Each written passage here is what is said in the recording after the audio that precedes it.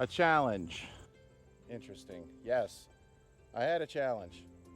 About a week before we were scheduled to get together, I injured my back in a way that kind of left me largely immobilized.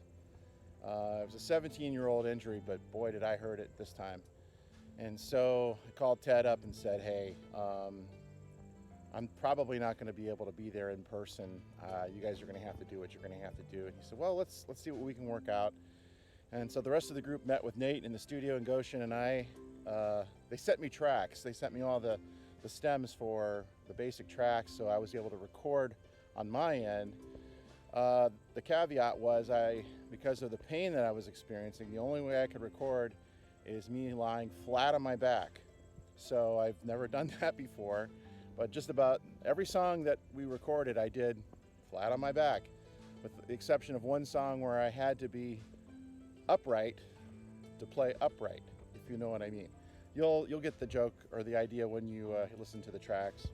You'll be able to tell which song was recorded on a string bass.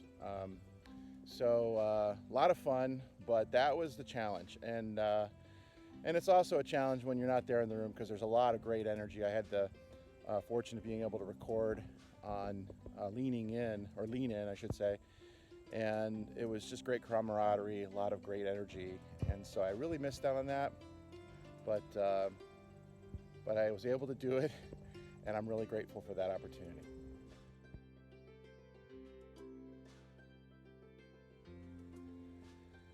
So a really unexpectedly great thing about recording remotely with the group is that they were able to work out ideas since a lot of the songs were forming very quickly in the studio, unlike the previous recording Lean In, where we had a little bit more time to work on and have a little bit better idea of how each one of us were going to participate in the group.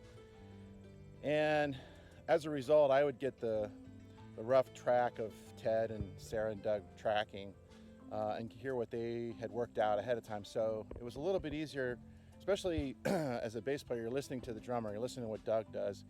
And so it was really nice to be able to just hear the subtle things that he was doing that I could accentuate and get behind. And so that made it really cool to be able to have a little less pressure, in that I had a little more time to think about what I was doing.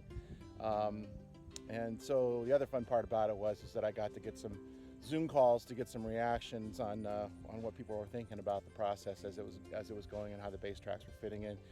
So very, very good group to work with, a lot of fun, and I wish I could have been there in person, but I think you'll all be happy with the end result. It ended up pretty nice.